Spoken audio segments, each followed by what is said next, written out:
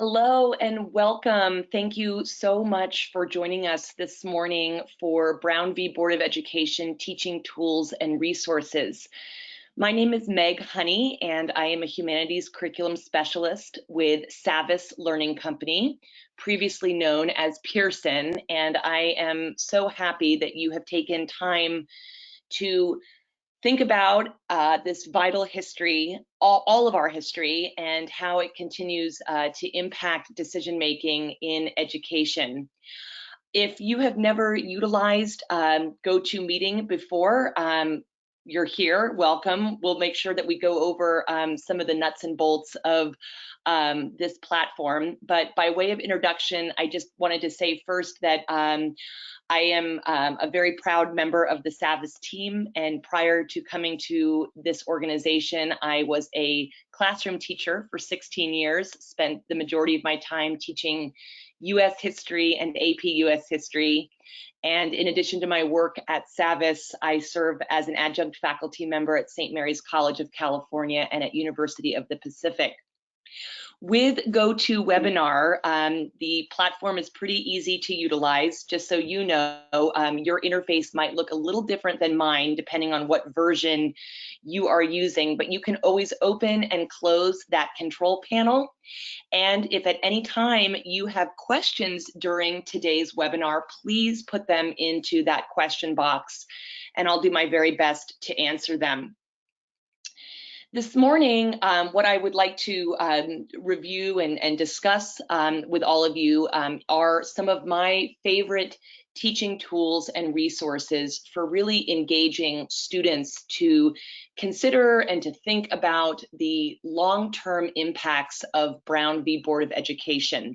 This month marks 66 years since the landmark Supreme Court ruling, and we have certainly continued to see its long-term effects in our nation as it relates to public education. So for today, what I would like to do is first provide a historical background of the case, talk a little bit about the contemporary connections and where we are still seeing the long-term effects of Brown, and then finally share some tools and resources that will be helpful in really engaging our students to think about the case and what it still means. As far as my own personal interest in Brown v. Board of Education, I have had the tremendous privilege to travel throughout the American South, and I have had the opportunity to not only spend a lot of time at the landmarks of the civil rights movement, but to really meet and talk with so many of the vital figures of the freedom struggle. And one of the places where I have spent a considerable amount of time is at Central High School in Little Rock, Arkansas. And as you can see from the image, Central High School is a beautiful site. It encompasses about 4 city blocks. And when it was built, it was voted the most beautiful high school in the United States.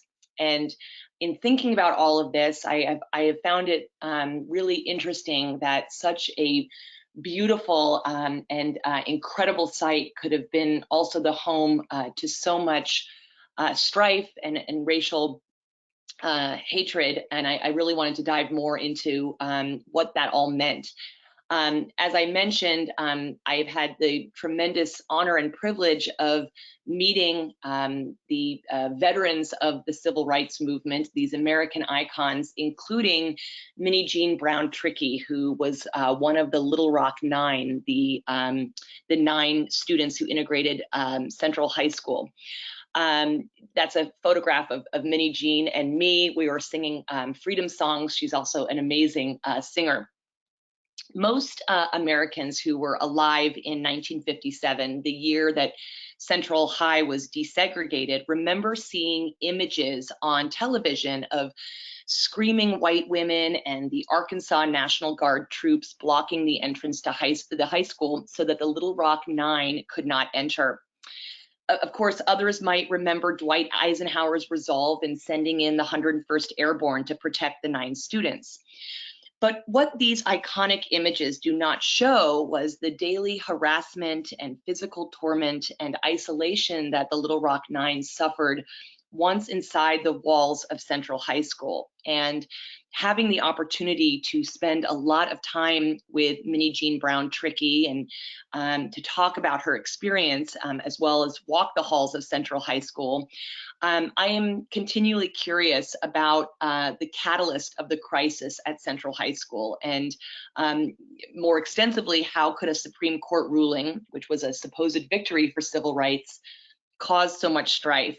I think it's also important for those of us who are interested in civil rights, and certainly for our students, to have a grounding in the plaintiffs of the Brown case, the outcomes.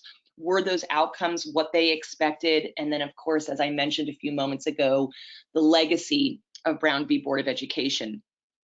As we are talking about what our students need in terms of not only a United States history education, but a well-rounded civics education, I really do believe it's imperative that our students can interpret the history, components, and impact of the Brown ruling and be able to understand the complexities of the Brown case and how it fits into the larger frameworks of racism and white supremacy. As I mentioned just a few moments ago, I think it's also very important that our students can connect the Brown case to contemporary issues of segregation as well as educational equity.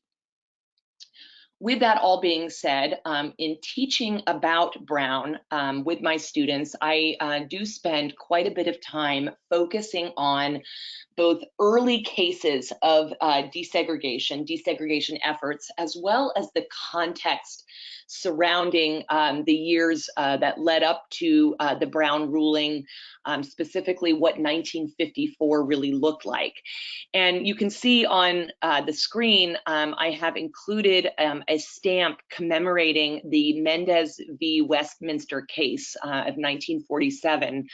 I live in California, and this, although this case never came to the Supreme Court, it was one of the early efforts to ensure that students, in this case, Mexican American students, could be present in public schools. And I think it's really important for students to understand that this work had been happening prior to Brown v. Board of Education. In the years leading up to the Brown ruling, America was steeped in racial segregation. 17 states required educational segregation, 16 forbid educational segregation, and 15 states either had no law or instituted what was called an optional policy. The Supreme Court decision in Plessy v. Ferguson, in which the court held that as long as separate facilities for Blacks and whites were equal, de jure segregation did not violate the 14th Amendment. And of course, it was Plessy that really maintained this stratagem and really kept in place for many, many years separate facilities. In addition, in the years leading up to the Brown case, federal district courts and state Supreme Courts really displayed a similar lack of responsiveness to discrimination claims. And I think it's really important for our students to have this understanding that between 1896 and 1954, there really wasn't a whole lot of movement. You're going to hear a little bit about some cases that are listed here on the slide that are going to really pave the way for the Brown case.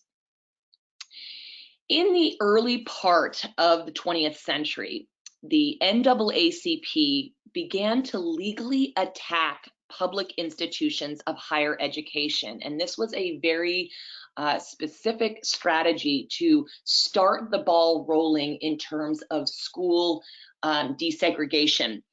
The early cases did not directly challenge the separate but equal rationale of Plessy, and rather than challenge that separate standard, the NAACP demanded that states provided educational opportunities for African Americans that were equal to those provided to whites. And I always talk about this with students, that as we look at that separate but equal doctrine, in all cases, we know that separate is never equal. A couple of the cases that I have listed here. In the Missouri Gaines v. Canada case, the Supreme Court ruled that Black students could indeed be admitted to the University of Missouri, which was a segregated institution. And then in the Sweat v. Painter case, the Supreme Court ruled that the intangible components of higher education, quote, could not be quantified in physical facilities, per pupil expenditures, equipment, textbooks, and personnel. As a result of that case, the University of Texas at Austin's law school was desegregated by court order. And finally, what you see there is the McLaren v. Oklahoma ruling, which read that the mandating of a Black student to separate and confined seatings in classrooms, the library, and the cafeteria absolutely handicapped his pursuit of effective graduate instruction. And I'll pause there for a moment, because there are so many compelling images that students can view that show that in these early years, even in the cases where Black students were admitted into higher education institutions, they were often relegated to desks outside of a classroom, or in eating spaces they had to sit away from the white students. In other words, these Supreme Court rulings and decisions helped really build the foundation for the NAACP's case against government-endorsed public school segregation, and as I said, paved the way for the landmark Brown v. Board of Education case.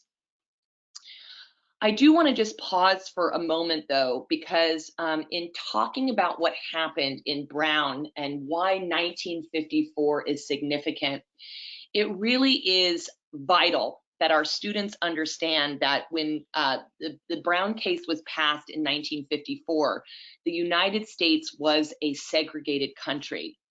We know, of course, from the image there at the top of the slides, that the southern states practiced de jure, or lawful, segregation in the forms of bathrooms, bus stops, movie theaters, drinking fountains, and restaurants. And in northern states, de facto, which was in practice, segregation was of course standard in hiring practices and real estate and housing. And of course, the discriminatory treatment of African Americans in stores, restaurants, and other public places existed. Therefore, the case is remarkable because the reasoning presented by Thurgood Marshall, who was the leader of the NAACP legal team and would later become a Chief Justice of the Supreme Court, the legal reasoning that he had presented had never been heard before. And of course, we know that the case is credited as really setting the spark of the modern civil rights movement. And so against all of those realities, we can really begin exploring the Brown case and what actually happened in leading to its ruling. Brown, of course, has a very long history, and as far as understanding the basic components, in 1951, a class action suit was filed against the Board of Education in the city of Topeka, Kansas. And I think for a lot of students, Kansas seems like kind of an unlikely place for this all to happen, but Kansas really does have a long history of racial violence and strife. Many would remember the years leading up to the Civil War and Bleeding Kansas. And then very soon after the Plessy v. Ferguson ruling, Kansas very much put into place segregated school practices by law. So in 1951, like I said, this class action suit was filed against the Board of Education, and the named plaintiff, Oliver Brown, was an African-American parent in Topeka. And you can see on the left side an image of his daughter, Linda. She had to walk 6 blocks to a bus stop for her ride to a segregated Black school, while a white elementary school was just 7 blocks from her home. In addition, Linda, who was 8 years old, had to also cross railroad tracks to reach her bus stop. I myself have an 8-year-old daughter, and so thinking about all of this in a very personal sense really is overwhelming, and to think about the lengths that this little girl traveled to get to school. Brown was actually one of 13 plaintiffs, and these were parents who were all filing on behalf of their 20 children. He was named the plaintiff, the lead plaintiff, because the lawyers at the NAACP felt that he was an upstanding man from a respectable family and could be presented in a positive manner. And for those of you who are on the webinar and are civil rights historians, know that this was often the strategy that was utilized through many cases, initiatives, and campaigns in the civil rights movement, that the lead face would be somebody who was a very respectable member in society. We certainly saw this with Rosa Parks in the Montgomery bus boycott. And then, of course, we see this in marchers at various demonstrations who were always dressed up and couldn't, be accused of not being an upstanding citizen. The suit that was brought called for the city of Topeka to reverse its policy of racial segregation in elementary schools. And the Topeka chapter of the NAACP recruited the 13 plaintiffs. As directed by the leaders of the NAACP, Oliver Brown and others attempted to enroll their children in the closest neighborhood elementary school. And then, of course, as expected, all were refused admittance and were directed to the segregated school. The case was brought to the district court for the District of Kansas, and the court ruled in favor of the Board of Education. Although there was a little glimmer, the district court judges did agree that segregated schools, quote, do have a detrimental effect upon children. And even though, despite that, the judges denied the suit on the grounds that, quote, Negro and white schools in Topeka were substantially equal with respect to buildings, transportation, curricular, and educational qualifications of teachers. And of course, that would be found to be not the case at all. The decision was, of course, continued to be fought, and the NAACP legal team for the Brown case then was led by this future Supreme Court Justice Thurgood Marshall. And what Marshall did, as I mentioned a few moments ago, is base the case around 3 central arguments. And these arguments had never been heard before. First and foremost, Marshall argued that educational segregation violated the Equal Protection Clause of the 14th Amendment. Second, he argued with a lot of statistics and data that segregation has negative psychological effects on Black children, and that by segregating white students from Black students, a, quote, badge of inferiority is placed on Black students, and a system of separation beyond school is perpetuated, and unequal benefits according to white students as a result of their informal contracts with each other is reinforced. The third argument was really based on that previous ruling in the Sweatt case, that the same ideology that was argued in the Sweatt case that resulted in the University of Texas at Austin's law school being desegregated was that regarding the intangible components of education should ring true for both elementary and secondary schools. And so Marshall really did build this case. No surprise, those that provided the central arguments on behalf of school boards argued, furiously that the 14th Amendment was not being violated, that school facilities and offerings were equal, and all of those arguments that had been heard before.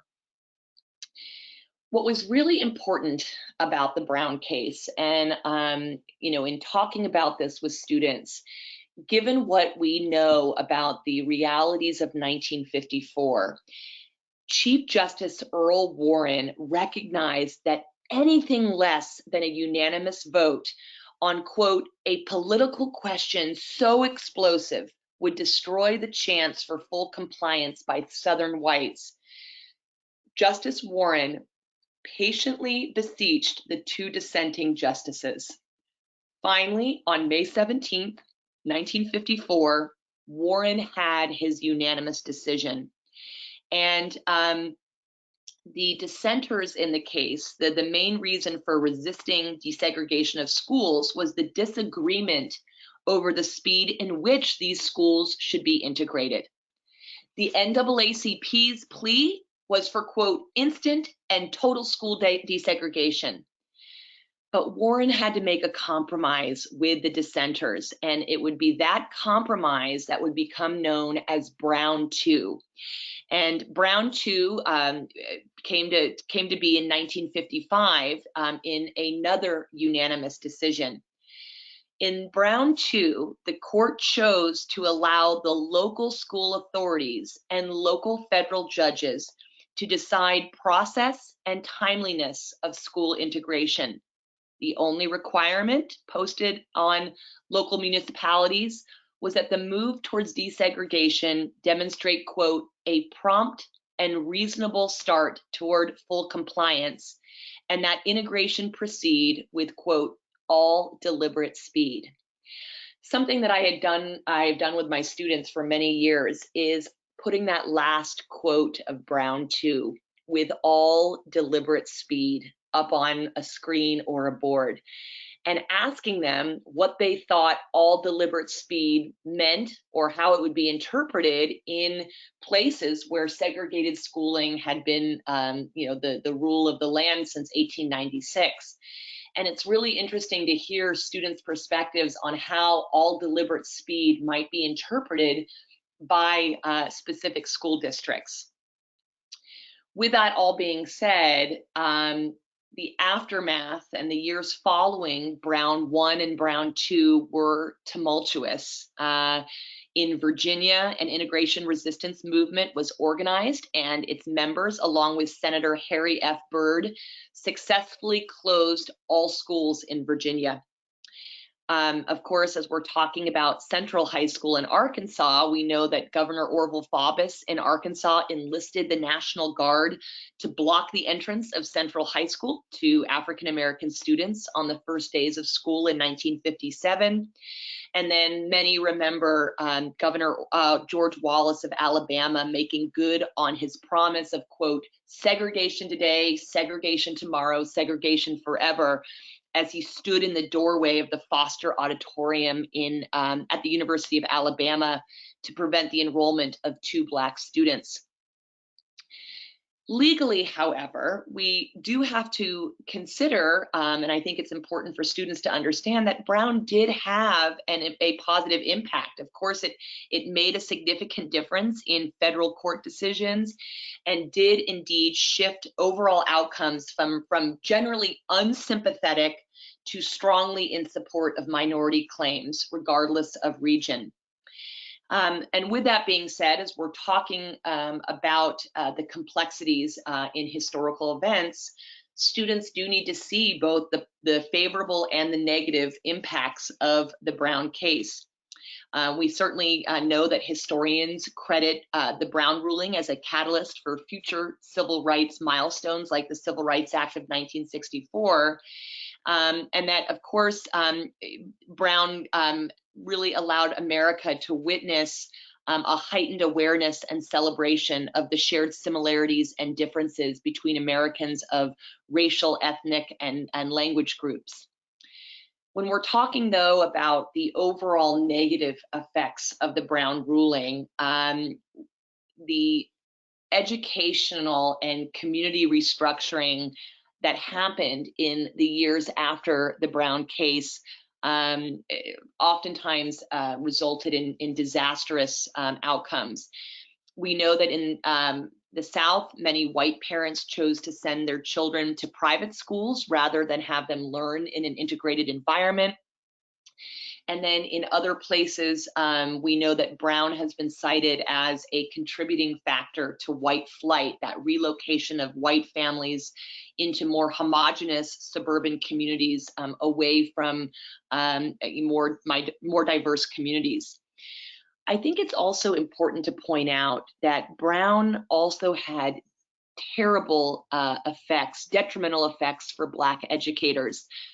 After schools were integrated, white educators typically replaced their Black counterparts. And today, we have less than 5% of the teaching force made up of teachers from minority backgrounds, which of course is not at all representative of America's student population.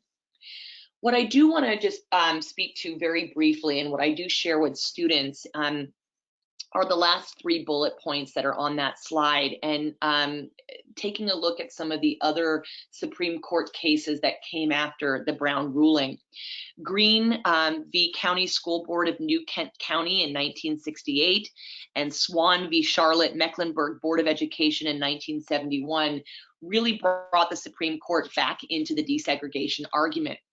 In the Green case, the court eliminated, quote, freedom of choice plans and ordered that the school district do whatever was required to eliminate single race schools. 3 years later, the court made an even more declarative stance on segregated schools and stated that the maintenance of racially identifiable schools was clear evidence of the violation of the Equal Protection Clause. The school boards were ordered to take serious steps to eliminate resistance to desegregation.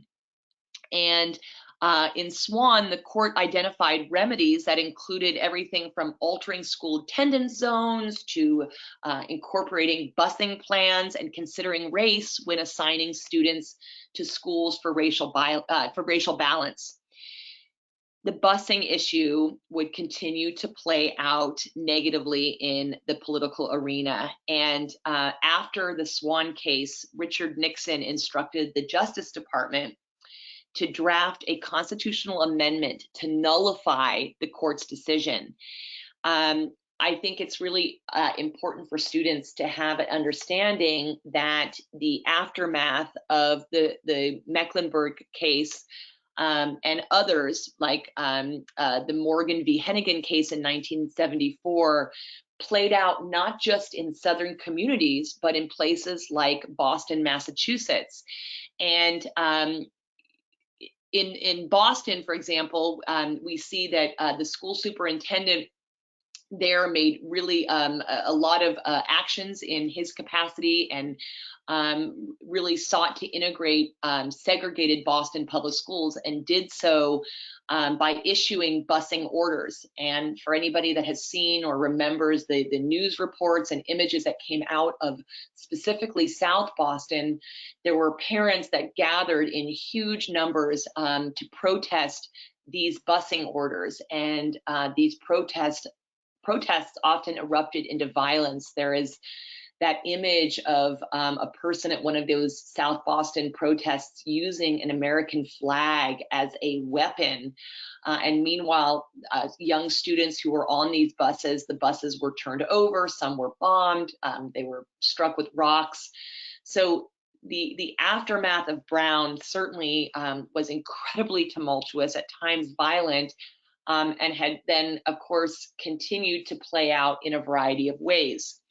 In teaching students about Brown and its significance and kind of what happened, I also think we need to ensure that our young people have an understanding to contemporary connections of the case and what is currently happening in school districts across the United States. I have to just give a quick plug for an amazing organization, EdBuild, and I've provided their link there, edbuild.org. EdBuild is a nonprofit organization that has really closely tracked what is happening with both public school funding and efforts of various districts in places all across the United States to secede from their current districts and create a much more homogenous, mostly white district. What I find really interesting about the work of EdBuild is that 128 communities and growing have attempted to secede from school districts since the year 2000. And of these 128, 73 have been successful at splitting from their districts, and then the other 17 plus are ongoing. It's also important to know that once school lines are drawn, the effects are really real and long lasting. And as mentioned, that 1964 case of Milliken v. Bradley gave school system boundaries almost like near sacred status. And states cannot order the desegregation of schools across district lines. So as a result, district lines may absolutely divide students by race or class, and once those lines are drawn, there's not much that can be done. And so using that ruling, there are communities across the United States that are seeking to form new districts, fully well knowing that once district boundaries are drawn, there's not much that can happen. And we are seeing this wave of school district secessions happening from coast to coast. And I think it's a great moment for students to consider what Brown intended to do, and then what the contemporary realities of school segregation really look like, and school secession movements look like.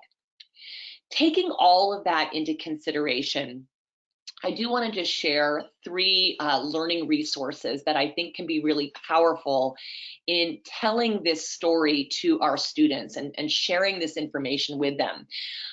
These are all resources that can be utilized with students, at various times, and I think that they're important in many different ways. First, anything that we can provide students that center the experience of young people in historic events, I think creates very high levels of engagement and connection. And so I have a great profile of Minnie Jean Brown Trickey, one of the Little Rock Nine, and her telling her story while being interviewed by high school students.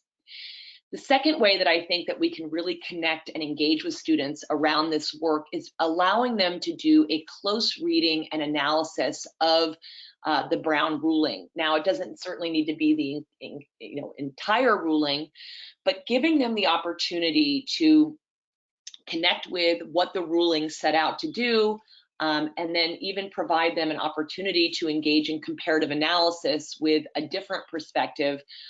Certainly provides students the opportunity to have deeper levels of understanding about what happened in 1954 and then beyond. And then finally, anytime we can give our students the opportunity to meaningfully engage with primary sources and connect the experiences of people who were actually living during that time, particularly students, I think you're going to find, really high levels of interest around any historical event. So with that, I want to go ahead and show a great video around Minnie Jean Brown Trickey's experience as she's interviewed by students.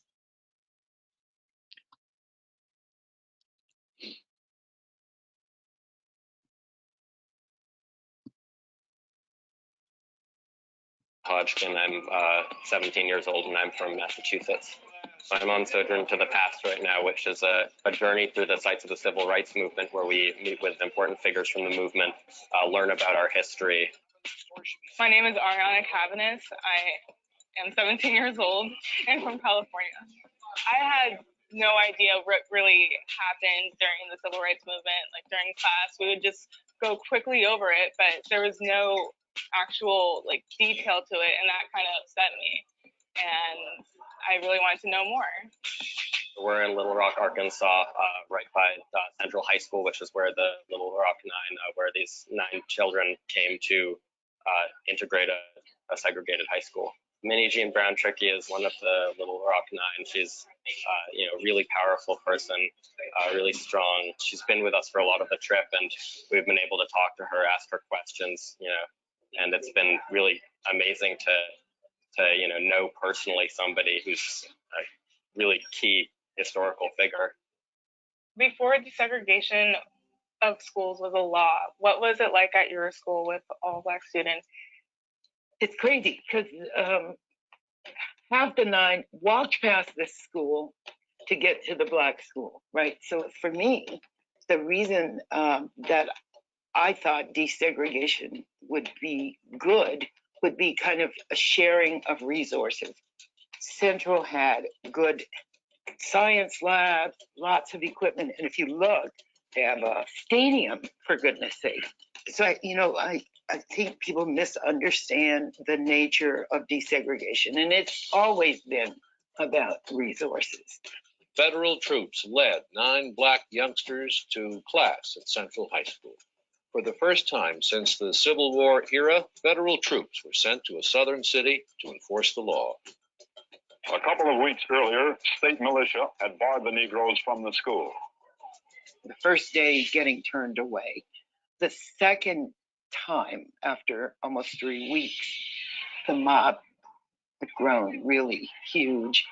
And even though we went into class, we were pulled out, put in a police car, and driver being told, once you start, don't stop. And he's white knuckled, but he's got a gun on his hip, so very scary.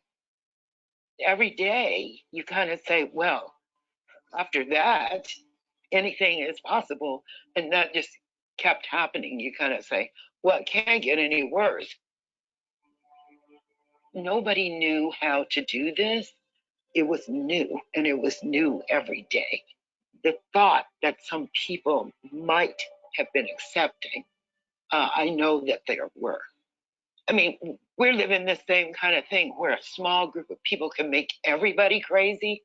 It didn't feel safe, and we had to carry our books because things would happen to our books. They would pee in the locker or open it and, throw your homework away. So we're always carrying our books. So there were just inconvenient things that made it even worse. But there was constant terror. It didn't end at the school day. After hours, the calls and the coming by the house throwing rocks. Can you talk a little bit about sort of how you carried over the activism of Little Rock into the rest of your life, sort of? Well, we were very fortunate, I think. We were in 57, and what they call the 60s civil rights movement just burst out. And so many, as John Lewis and other people say, that the Little Rock Nine inspired them. And we got letters from every place in the world. So it was inspirational. So we do feel a certain pride that those images were inspirational to people.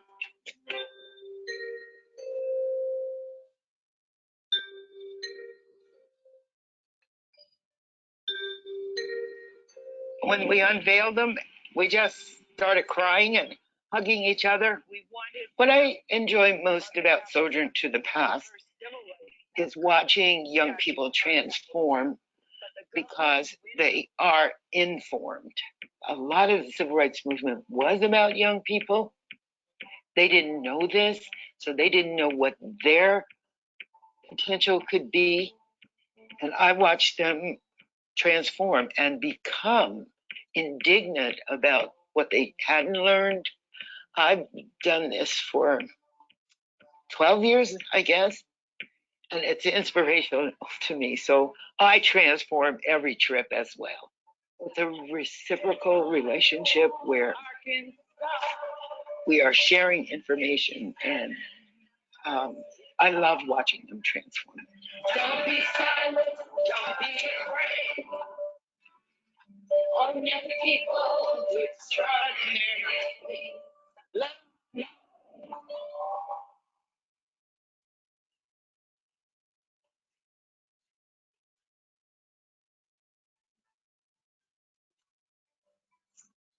I love that video for so many reasons. I will first just say that Sojourn to the Past is an incredible organization. I had taken my students on several of the trips that Sojourn to the Past creates, where young people are led through the hallowed sites of the civil rights movement. I had the honor of working for the organization for several years, and you can see how impactful the experience is for students to be able to meet and talk to Minnie Jean Brown Trickey.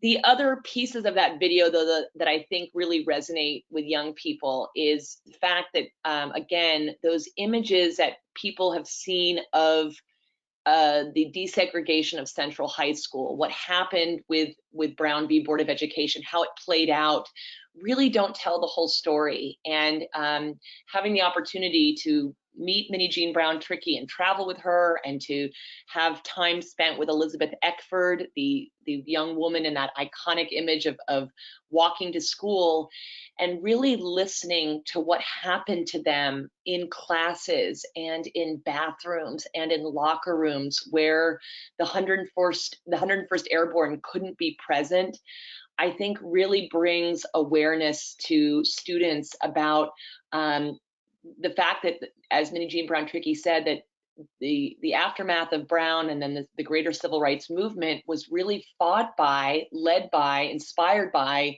young people, and that they absolutely have a role to fill in creating a more just and equitable society. So I absolutely love that video, and I think it really speaks to young people. The second source that I would like to share and kind of talk about why it's important for students to engage with the decision, the Brown decision itself, but do so in a way that ensures that our English language learners and our students with special needs can still access this information. And what you're seeing here is a way to do that, where we can provide students with the tenets of Brown v. Board of Education, give them a good understanding as to what led up to the case, but also ensure that it's presented in a way that's accessible for all students. And so in doing that, we can give them a brief overview that captures what we've covered on this webinar, give them a sense of the case and then the ruling. And then I think it's really powerful to allow students to consider what this meant throughout time. And again, looking at what happened in Kansas and why it was why Topeka was that hotbed, what happened in terms of the Plessy case, and what led to years and years of segregated facilities, and then giving them information through images that really help, again, create accessibility for our students. Always, of course, with an eye on contemporary issues, connecting the historic to the contemporary, and so students can see how relevant and important this is in their own lives. And so doing so in a way that does all of this, I think, is really powerful. As I mentioned a few minutes ago, also ensuring that students are really being able to put their arms around and grasp the complexity of the issue. It's important that we provide them other perspectives. And here you can see an excerpt from George Wallace's Segregation Now, Tomorrow, and Forever speech, so that students can really see the results and aftermath of the Brown ruling.